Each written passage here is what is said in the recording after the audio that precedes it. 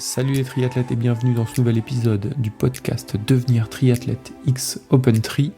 Aujourd'hui, on est heureux de vous accueillir pour un épisode portrait de pro. Et aujourd'hui, on va faire baisser la moyenne d'âge puisqu'on reçoit Keran. Keran, il a 18 ans, il est membre de l'équipe de France et il vient de signer une superbe 3e place sur la Coupe d'Europe Junior de Zagreb. Quand on connaît la densité dans cette catégorie d'âge, c'est un vrai exploit. Avec Keran, on a discuté de comment est-ce qu'on jongle entre ses études en maths et un entraînement intensif au pôle espoir de Boulouris, dans quelle mesure, à son âge, on doit déjà se professionnaliser pour arriver au plus haut niveau, et quels sont ses objectifs et perspectives maintenant qu'il a été sélectionné en équipe de France. C'est un échange passionnant et un nom à retenir pour les années à venir. Juste avant de démarrer cet épisode, je vous partage la ressource de la semaine. C'est un guide qu'on a publié sur le blog d'OpenTri qui s'appelle « Comment planifier sa saison 2025 » et ça va vous livrer toutes les clés pour dès à présent construire la saison prochaine. Comment je travaille cet hiver pour être sûr de construire les bonnes fondations de ma saison à venir, comment est-ce que je place mon objectif principal et mes objectifs secondaires dans ma saison et quels sont les cycles de travail à respecter pour m'assurer d'arriver dans la forme de ma vie le jour de mon objectif principal l'année prochaine. C'est à retrouver sur le blog d'OpenTri et en description de ce podcast. D'ici là, bonne écoute avec Keran et Hermano.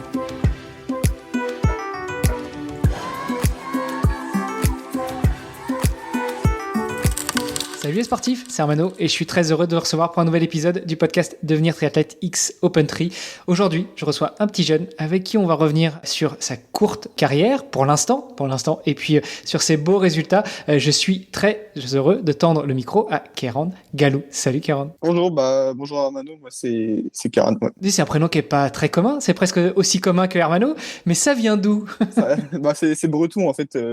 Bon, écoute, peut-être que tu pourras nous en dire plus sur ses origines, ce prénom un petit peu spécial, avant qu'on rentre un peu plus dans les détails. Non, rien de spécial. Il était d'origine de la pointe du Raz, Ok, bon, écoute, pas très très loin des gars d'OpenTri, notamment Charlie qui est à Nantes. Bon, pas forcément juste à côté, mais ça reste la Bretagne.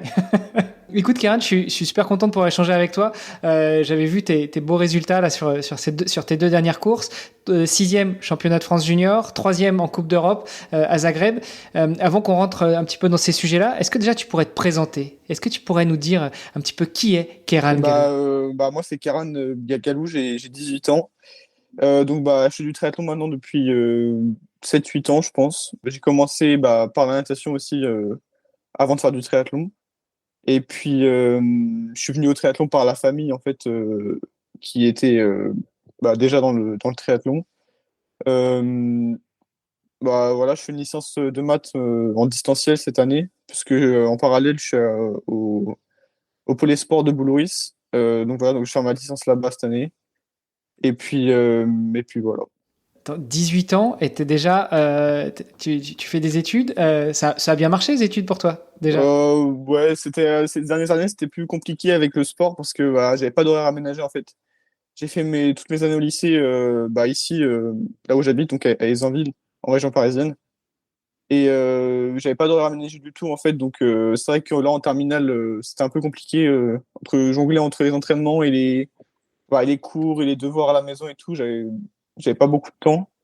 Donc c'est vrai qu'en terminale, c'était plus compliqué que au collège ou que seconde, première, mais ça l'a fait, ouais. J'ai eu mon bac. Bon, et là, tu es parti sur des études de combien de temps, à moins que tu prolonges pour des questions de sport de haut niveau, mais sinon, le parcours classique? Là, une licence, du coup, c'est 3 ans si je découpe pas mon année, parce que je peux la découper, en fait. Je peux décider de diviser mon année en 2, en fait, pour alléger un peu le travail qu'il y a à faire. Mais là, cette année, je suis parti sur une année entière, donc faire mon année normale, en fait. Donc là, si je veux faire valider ma licence en faisant que des années complètes, ce serait 3 ans, et après un master. Mais pour l'instant, je sais pas trop quoi faire après. Donc pour l'instant, on va faire la licence et puis on verra bien. Bon, tu as peut-être déjà d'autres plans, en tout cas, notamment sur le triathlon. Est-ce que ton objectif, c'est de devenir triathlète professionnel, de vivre de ton activité de triathlète? Ouais, pourquoi pas, hein. Si je prends toujours autant de plaisir à m'entraîner, j'espère que ça pourra le faire, ouais. C'est vrai que pour l'instant, si je peux en faire mon métier, ça serait cool, hein. C'est vrai que je prends tellement de plaisir à l'entraînement que j'ai envie de continuer, quoi. Donc si je peux faire ça ma vie du sport, pourquoi pas. Alors justement, peut-être que tu peux nous en dire plus sur toi, sur ta vie sportive, sur ton palmarès. Tu me dis que tu as commencé le triathlon il y a 7-8 ans, donc tu avais 11-12 ans, quoi. Avant, tu faisais de la natation. Ça veut dire quoi, justement, quand on est si jeune, commencer par un peu de natation, se mettre dans le triathlon et regarder dans le rétroviseur 7-8 ans après et être à la porte du professionnalisme? Ouais, c'est vrai que ça fait un peu bizarre en fait. Au début, je faisais de la natation pour faire du sport, quoi, comme un peu tout le monde en loisir l'école, quoi. Oh bah, tu sais, même Léon Marchand a commencé comme ça, hein, pendant une semaine ou deux. Tout le monde a commencé comme ça, je pense. Donc, ouais, au début, j'étais pas plus motivé que ça. En plus, je faisais vraiment du sport pour me dégourdir un peu les jambes, pour m'aérer un peu l'esprit après l'école. Et puis après, au fur et à mesure, en fait, je me suis mis du coup au triathlon après. Je prenais toujours autant de plaisir. J'ai fait des entraînements assidûment, en fait. Et puis, après, il y a quelques résultats qui se sont suivis. Donc, du coup, ça m'a encore un peu plus motivé à plus prendre ça, enfin, à y mettre vraiment une ambition derrière, quoi. Les résultats, c'est-à-dire, tu as commencé par faire des belles marques, des beaux résultats à partir de Au quand? début, enfin, je savais pas trop. J'ai fait pour mes premiers championnats de France, ça, c'était en aquathlon, du coup en Benjamin, j'avais fait 14e. C'était à Bergerac. C'était en Benjamin quand j'étais en Benjamin 2. Juste à côté de la région parisienne, n'est-ce pas? Et après, j'ai fait en région parisienne, en fait, enfin, en Île-de-France, j'étais c'était toujours des bons résultats. J'étais peut-être dans le top 5 à chaque sélectif. Donc, j'avais quand même des. À chaque fois, je savais que je pouvais aller jouer le podium. Donc, c'était depuis que j'ai commencé, en fait. C'est un peu comme ça en région parisienne que ça me motivait, en fait. Et après, au niveau national, en minime, j'avais fait 14e aussi au championnat de France en triathlon. Donc, j'étais content c'est bien 14e, quoi. Donc, c'était pas mal. Est-ce que ça t'ouvre déjà les portes de l'équipe de Non, France? non, enfin, j'ai fait. À l'époque, là, non. Du coup, c'était ma première sélection de l'équipe de France, c'était à Zagreb, là. C'était cette année. Qu'est-ce qui a fait justement que tu as eu le droit à cette sélection et partir avec le maillot de l'équipe de France à l'étranger? C'était du coup, ma sixième place au championnat de France. En fait, ils ont emmené jusqu'au top 8, je crois, à Zagreb. Et donc, du coup, je faisais partie du top 8, donc ils ont proposé à d'autres personnes, quoi. Enfin, il fallait faire top 8, je pense. Bon, ça va, ils ont bien fait de te prendre. Tu fais un podium. Ouais, ouais, c'est cool, ouais. Ouais, en plus, il y a un collègue là, de l'équipe de France qui finit juste derrière moi au sprint, là, donc on aurait presque pu faire deux podiums moi, dans la même course, donc ouais, c'était sympa. Bon, c'est pas trop compliqué d'aller grappiller la victoire à un collègue d'équipe de France? Après, je savais pas trop enfin, je me retournais pas, quoi. C'était en sprint final, là, donc j'ai pas pris le temps de me retourner pour voir où il était, donc c'est dommage, c'est sûr. J'aurais préféré qu'on monte à deux sur le podium, mais bon, c'est pas grave, ça arrive. Ça paraît quand même compliqué de monter à deux sur le podium, enfin faire une place ex aequo. Il y en a quand même toujours un qui gagne normalement. Oui, oui, mais deux et trois ou un truc Ouais, comme ça, quoi. ouais. Donc ça, c'était ta première sélection en équipe de France. Une fois que tu gagnes cette première sélection, une fois que tu as le droit d'aller, une fois que l'équipe de France t'appelle et que tu vas avec tes collègues de l'équipe de France sur une compétition officielle, ça se passe comment pour les prochaines? C'est quoi ta prochaine étape? Est-ce que tu es déjà sélectionné pour la suite? Ouais, en fait, là, c'était une Coupe d'Europe, en fait, donc il n'y avait pas spécialement il y a pas vraiment de suite, en fait. C'est par exemple si on fait les championnats d'Europe où là, il peut y avoir une suite avec les championnats du monde. Mais là, c'était une coupe d'Europe, en fait, donc là, j'accède juste à des critères, en fait, pour être sur les listes ministérielles après. Donc voilà, c'est tout. Après, c'est la Fédé qui choisit un peu qui ils veulent emmener, quoi. C'est tout. Ça donne pas vraiment de suite.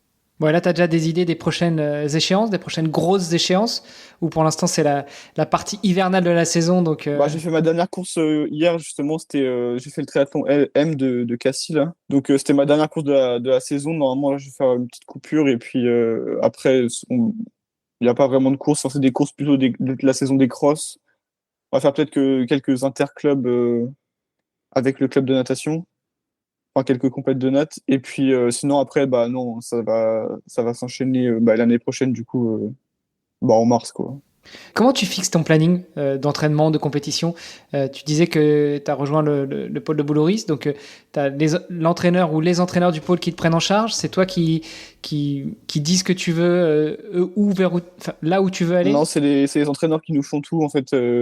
Fait part un peu de nos ressentis, si on est fatigué ou pas. C'est eux qui adaptent en fonction de ça, mais c'est eux qui nous font nos séances. Ouais. On a toujours notre programme une semaine avant, en fait. Donc, on a le programme de la semaine qui arrive, par exemple, le dimanche soir. Donc, on voit toutes nos séances, tous les trucs qu'on doit faire pour la semaine. Et puis bah, après, on fait, quoi.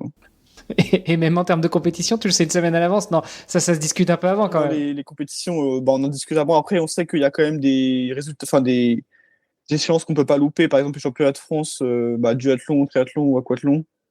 Il y a aussi les tests à Cannes, là, pour faire les tests d'équipe de France à Cannes, on est censé aller. Bah, c'est juste les grosses échéances qu'on ne doit pas louper. Après, le reste, en gros, ils nous préviennent bah, peut-être un mois à l'avance, que ça dépend de la course.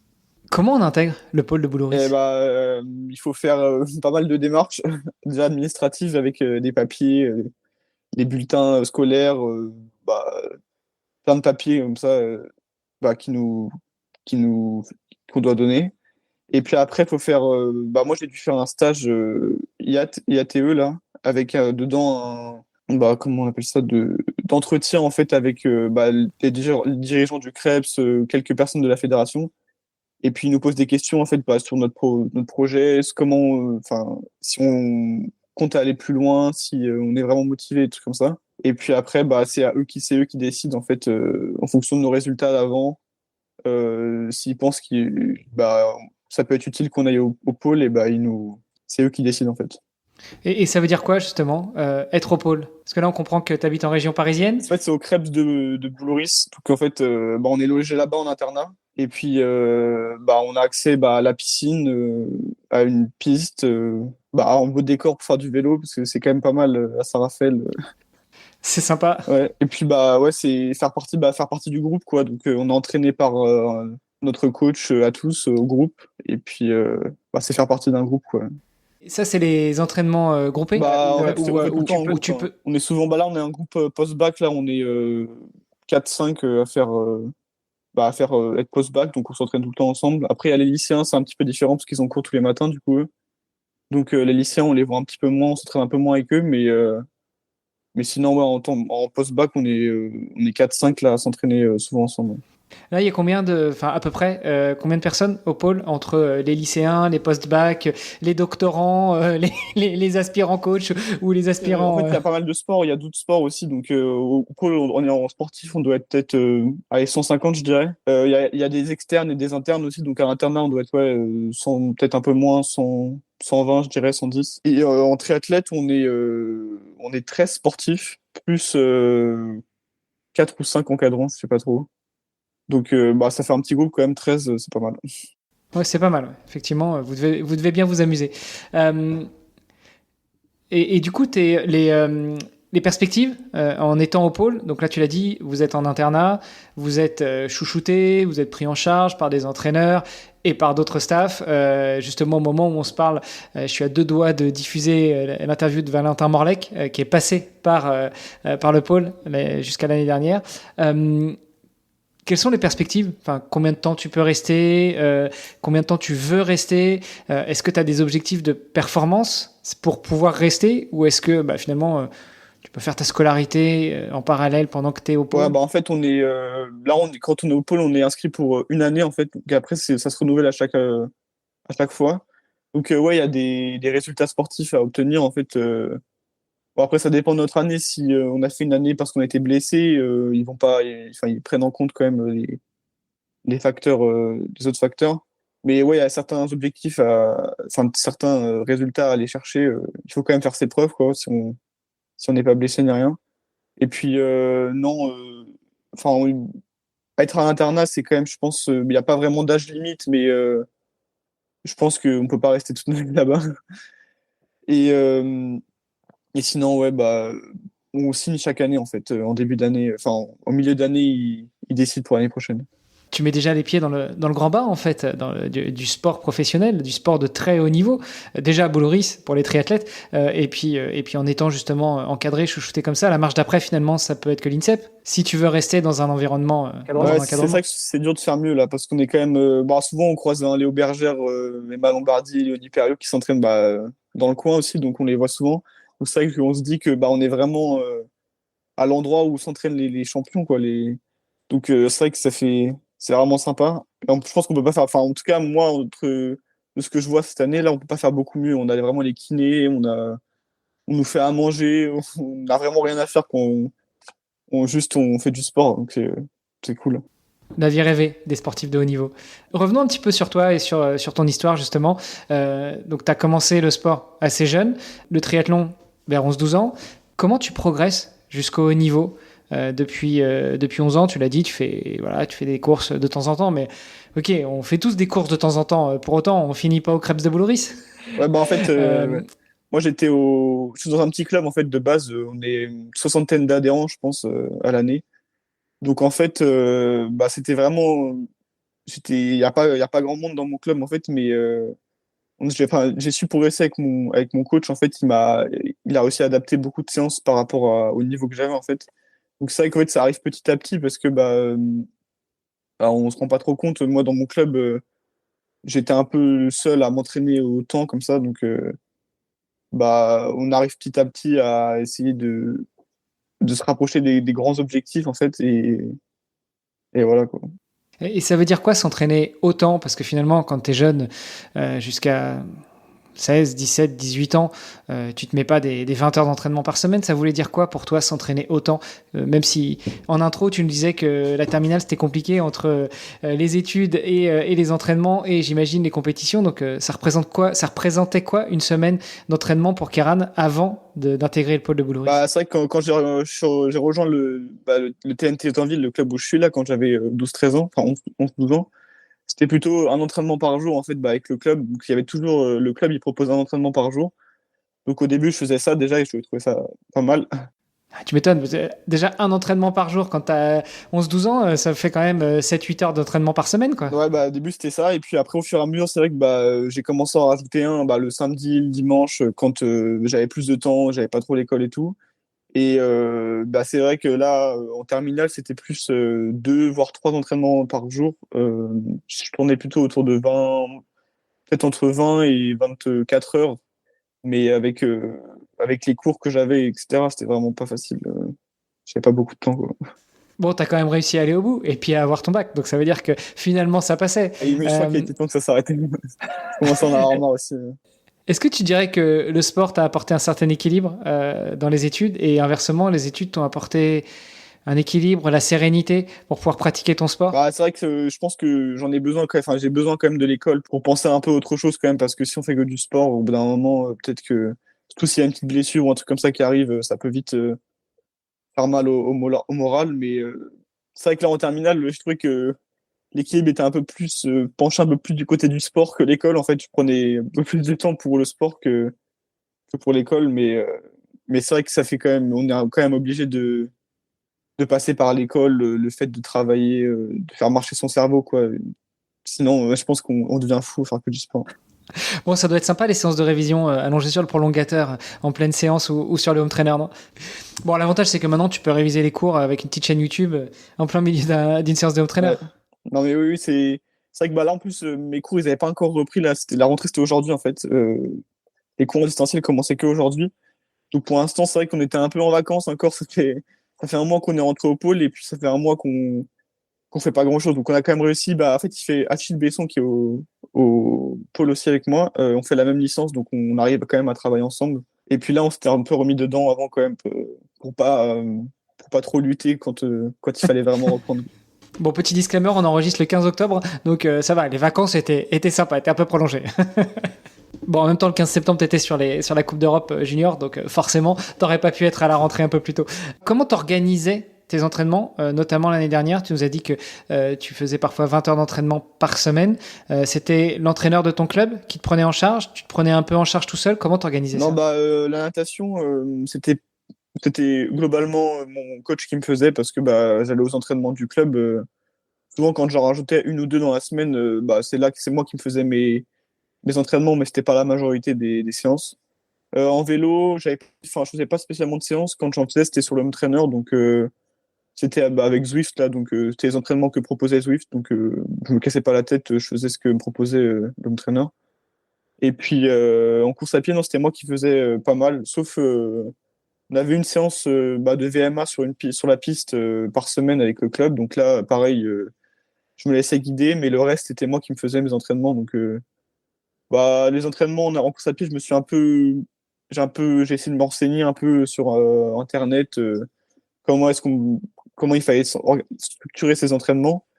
Donc, je me référais un peu à ça et puis j'ai essayé de me faire des semaines qui étaient un peu structurées avec un footing, des sorties longues, des fartleks un peu plus longs, un peu plus courts. Ouais. Bon, là, ça fait quoi, un mois que tu as repris en étant au pôle espoir à Bollorys. Est-ce que tu vois déjà une évolution? Parce que apprendre beaucoup de choses en main toi-même, j'imagine qu'après, quand tu as quelque chose de plus ordonné, plus coordonné entre le ou les différents coachs, ça fait plus de sens et donc ça te permet peut-être de progresser. Et déjà, au bout d'un mois, tu as dû t'en rendre compte, Ouais, non? déjà, ça me fait bizarre au début, parce qu'au début, j'étais quand même assez libre quand j'étais ici. En fait, je faisais vraiment ce que je voulais quand je voulais. Si je voulais aller faire du vélo, du VTT, c'est moi qui décidais, en fait. Alors que maintenant, au pôle, je suis quand même un peu plus structuré, c'est un peu plus strict, quoi. Mais parce que c'est normal, il faut se lier au groupe. Mais c'est vrai que je change. Déjà, je fais pas les mêmes séances. Il y a des séances en course à pied que moi, j'ai pas du tout l'habitude de faire, que je faisais jamais, en fait, en temps normal. Donc c'est vrai que je vois quand même de la différence. Et puis surtout en natation, en fait, là je fais un peu de muscu aussi au pôle depuis que je suis rentré, alors qu'en fait ici j'en faisais jamais. Et c'est vrai que en natation je sens une différence, je sens que je commence à avoir un peu plus de force. Je fais quand même des plus grosses semaines en natation que quand j'étais ici.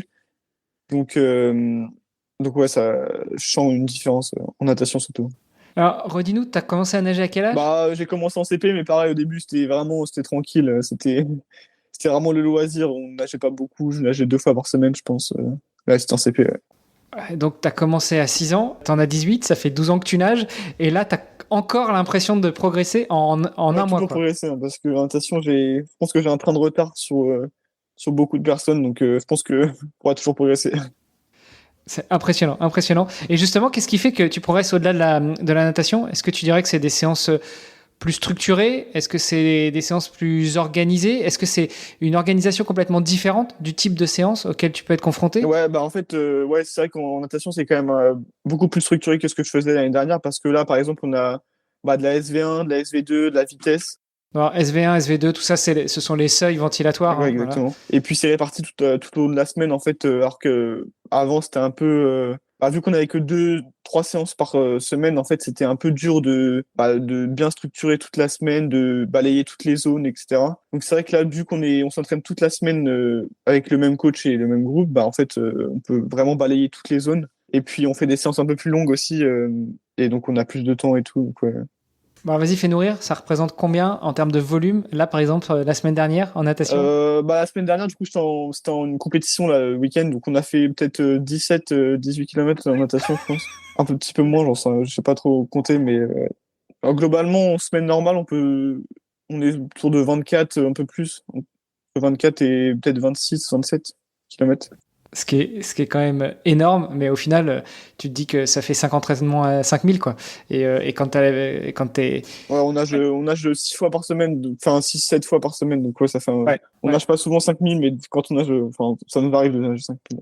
Ouais, en fin de saison, tu y Ouais, seras, c'est quoi. ça, mais après, pour l'instant, c'est vrai que ça fait un mois qu'on est ici, donc pour l'instant, on n'a pas vraiment repris les entraînements, les vrais entraînements, j'ai l'impression, parce que on avait tous des objectifs un peu différents là en cette fin de saison, en fait, donc on a dû adapter en fonction des échéances de chacun, donc on n'a pas vraiment repris normalement les entraînements.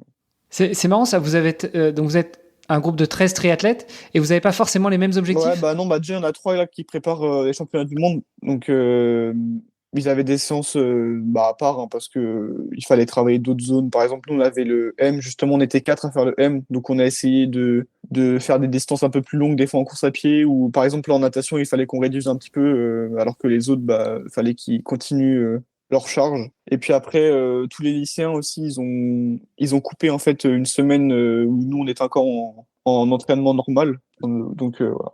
C'est vrai que pour l'instant, chacun fait son petit bonhomme de chemin, mais on va se retrouver après là, quand les championnats du monde seront passés.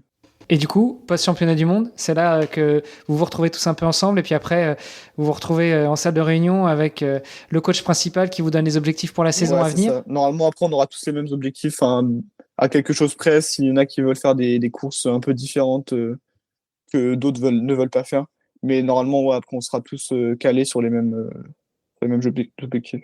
Moi, j'imagine que les objectifs, du coup, c'est les courses du Grand Prix de première division et puis championnat de France, championnat d'Europe et autres. Bah, en fait, les courses de la première division, là, les Grands Prix, c'est pas vraiment les objectifs principaux pour nous parce qu'en fait, nous, on est encore jeunes, enfin, on est en junior, donc bah, là, le but, c'est d'aller au championnat du monde, quoi. Enfin, c'est l'objectif ultime, mais nous, en vrai, nos objectifs principaux, c'est plutôt les championnats de France et puis les tests à Cannes. Pour revenir sur la distance, je me souviens que il y a quelques années, j'avais fait un stage à Font-Romeu qu'on s'était organisé avec un copain et il y avait l'équipe junior de natation, l'équipe de France junior de natation. Et les mecs, ils avaient fait 120 bornes sur la semaine.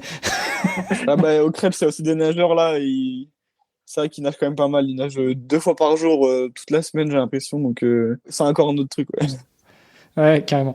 D'autres séances, du plus long, etc. Enfin bref, complètement autre chose. Toi, comment tu vois la suite de ta carrière de triathlète, justement? Parce que là, tu viens d'intégrer le pôle de Boulouris.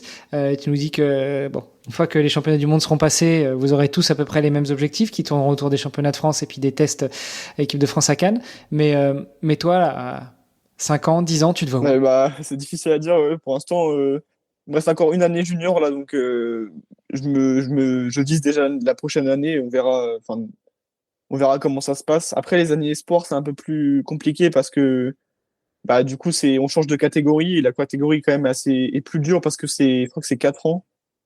Donc, on se C'est retrouve plus avec des dense, gens c'est plus qui dense sont, aussi. ouais, c'est plus dense et on se retrouve avec des gens qui ont, bah, celui qui a 4 ans de plus, il a quand même pas mal d'expérience en plus. Donc, je pense que les premières années espoirs sont compliquées. Donc, on verra bien. Déjà, là, je vais voir la deuxième année junior, comment elle se passe, et puis on verra. Dans 5 ou 10 ans, c'est difficile à dire. Je sais pas trop. Non, mais tu pourrais me dire, écoute, dans 4 ans, je rêve de Ouais, JO. bah, ouais, bah, c'est sûr que je pense qu'on est beaucoup à en rêver, mais je préfère avoir des objectifs plutôt réalistes. Je pense que les JO dans 4 ans, c'est un peu trop gros pour moi. Donc, déjà, on va voir les championnats de France. Bon, nickel. Revenons un petit peu justement sur ces championnats de France auxquels tu as déjà participé en junior et puis cette Coupe d'Europe à Zagreb. Comment ça se passe? Alors quand tu y vas, bon, championnat de France, ok, tu y vas, c'est presque une course comme les autres. Par contre, une fois que tu fais sixième et qu'on te dit, bon, bah, on a besoin de toi pour les rendre l'équipe de France à Zagreb, donc tu veux bien nous refaire un petit peu le chemin, le parcours, le film de ces championnats de France junior? Ouais, bah, en fait, ouais, les championnats de France, c'est quand même assez important. Bah, ceux qui font 1, 2 ou 3 ou 4 cette année, en fait, ils vont au championnat d'Europe après. Et bah après, si tu fais une bonne place au championnat d'Europe, tu peux aussi te qualifier au championnat du monde. Donc, en fait, il faut faire une bonne place au championnat de France pour espérer d'autres trucs. Et puis là, en fait, sixième, moi, je m'attendais pas trop en fait qu'on me propose cette Coupe d'Europe parce que bah, l'année dernière, moi, j'avais fait cinquième aussi au championnat de France de triathlon, mais en cadet. Et bah, j'avais rien de spécial. Enfin, je m'attendais pas. Quand j'avais fait sixième, je m'attendais pas qu'on me propose une Coupe d'Europe. Donc, c'est vrai que c'était plutôt cool. Ouais. Et ça se passe comment, tiens d'ailleurs? Est-ce que c'est en mode triathlon Ironman où tu vas chercher ta récompense et puis on dit oh c'est bon t'es qualifié, t'as le roll down ou t'es qualifié direct et puis tu vas à Hawaï ou là c'est plutôt le DTN qui vient de voir quelques minutes après la ligne d'arrivée et puis qui te dit bon Karen C'est un mail qu'on reçoit. C'est un mail qu'on reçoit un mois après. Enfin, moi, je l'ai reçu un mois après la course, en gros, parce que bah, ils me prévoyaient pour la course qui était le 15 septembre. Donc, ils m'ont prévenu peut-être un mois et demi avant, je crois. Donc, ouais, ouais, on a ouais. reçu un mail qui nous proposait, en fait, ils nous proposent. Bon, on n'est pas obligé d'accepter, hein, c'est juste. Ils nous proposent et puis ils nous donnent une aide financière aussi bah, pour nous aider, bah, pour nous payer le billet d'avion, l'hôtel, le Mhm. transport, etc. Bon ça c'est cool et ça fait quoi de porter sa première trifonction bleu blanc rouge? Bah, c'est vrai que c'est sympa au début. Quand on la reçoit avec écrit son nom, là, ça fait bizarre. Mais ouais, c'est vrai que c'est sympa bah, de représenter la France. Et puis, c'est vrai que quand la Coupe d'Europe, on voit aussi tous les autres pays, là, ça fait, c'est rigolo de voir que bah, personne ne parle la même langue, tout le monde s'entraîne dans son coin, très très loin des autres, et puis au final, on se retrouve là à Zagreb.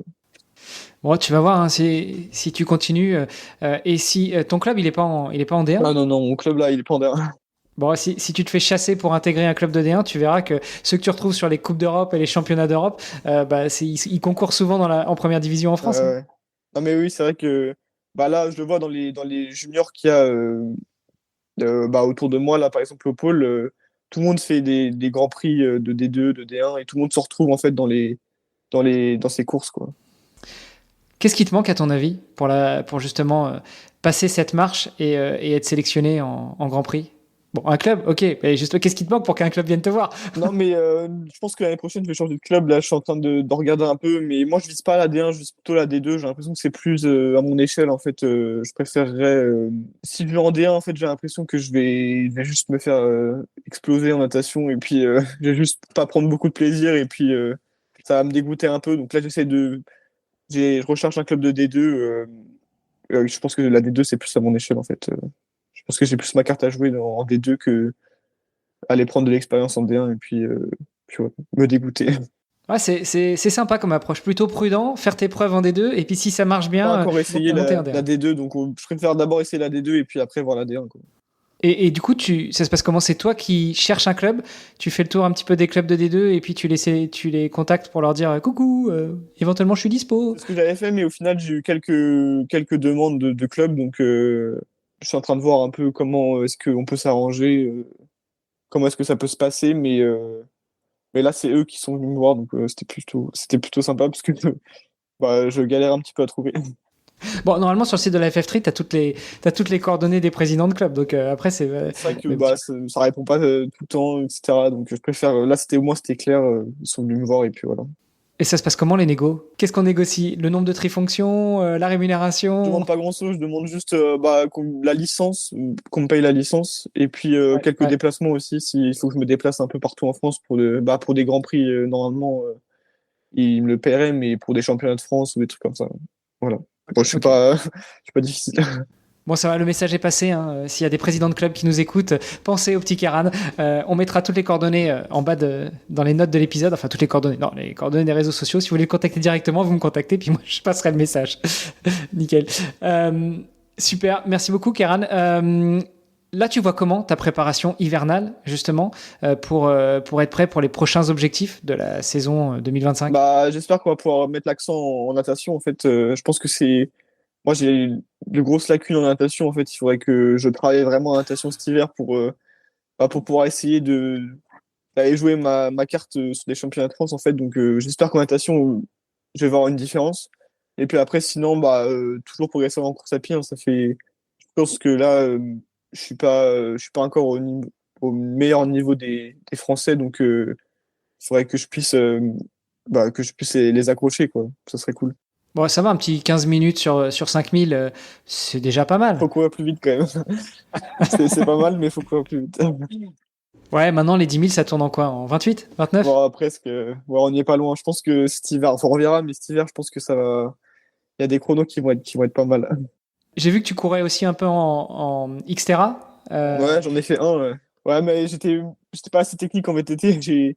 J'ai eu bien peur, en fait. Moi, je suis du VTT comme ça, quoi. Mais c'est vrai que là, je m'attendais pas. J'ai fait le Xterra bah, de Xonrupt, à côté de Gérardmer, là. Et Xterra France, quoi. C'est The Xterra en France. ils nous emmener là dans la forêt. Moi, j'étais pas prêt.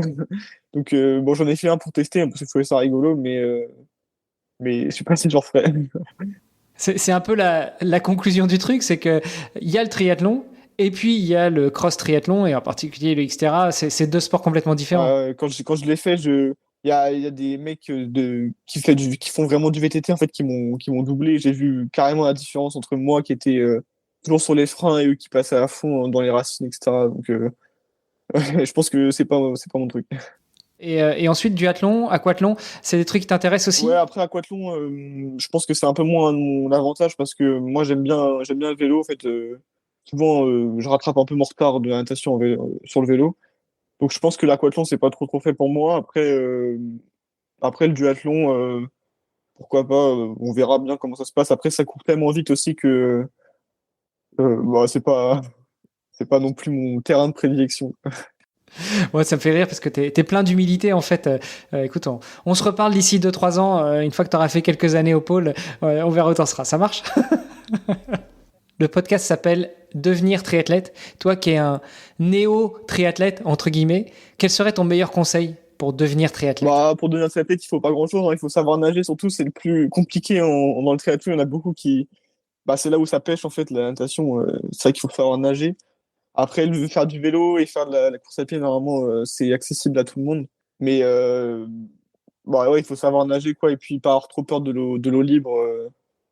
Aller dans des lacs, dans la mer. Mais c'est vrai que c'est accessible à tout le monde. En fait, c'est quand même un sport qui est très très complet. Donc, je pense que c'est un sport qui va se développer. Enfin, j'espère. C'est vrai que c'est tellement. Je trouve que ces dernières années, là, avec les bonnes places au JO, et puis, je sais pas, ces dernières années, j'ai l'impression que le triathlon a pris un peu plus d'essor, en fait, et j'espère que ça va continuer. Tu m'étonnes. Moi qui ai connu le triathlon en 96, je peux te dire que je l'ai bien vu évoluer. Et c'est vrai qu'en France, on est quand même pas trop mal, hein. On a une bonne fédé qui pousse bien, qui fait bien avancer les choses. Donc, Des bons athlètes et tout. Nickel. Écoute, on espère qu'on te verra un de ces jours en haut de l'affiche, notamment aux Jeux Olympiques. Alors, LA, c'est peut-être un peu trop tôt, mais 2033, ça devrait le faire. 2032. Je sais pas, on verra. Écoute, Kéran, merci beaucoup. Ça se passe où pour te suivre, t'encourager, venir te soutenir aux prochaines compétitions? Les meilleurs réseaux sociaux pour rester en contact avec toi, c'est quoi? Insta, hein, je suis sur Instagram, Kéran Galou. Je crois que c'est ça mon nom. Super. Écoute, Kéran, on te souhaite une bonne continuation. Rentre bien à Bouloris. Bonjour un petit coucou à tous ceux qu'on a déjà pu interviewer et puis aux autres à qui on tendra le micro avec grand plaisir. Prépare bien ta saison et puis on te suivra tout ça. On suivra la saison l'année prochaine. Ciao, Kéran. Merci. C'était Devenir triathlète X OpenTri. Merci d'avoir écouté cet épisode jusqu'au bout. Nous, on a pris beaucoup de plaisir à l'enregistrer. Alors si ça vous a plu, vous pouvez nous suivre sur nos réseaux sociaux, Instagram, LinkedIn et Facebook. On se rejoint maintenant sur devenirtriathlète.com. Vous allez retrouver l'ensemble des épisodes, mais aussi des outils, des ressources et des conseils gratuits pour débuter, progresser ou performer en triathlon. On ajoute toutes les semaines de nouvelles ressources. Si vous avez une idée d'invité, n'hésitez pas à nous envoyer un petit message. Et si vous voulez être accompagné sur vos prochains objectifs sportifs, connectez-vous sur opentree.fr et on se fera un plaisir de vous aider. Alors, n'hésitez pas, on se retrouve tout de suite sur devenirtriathlète.com et opentree.fr. Salut les sportifs!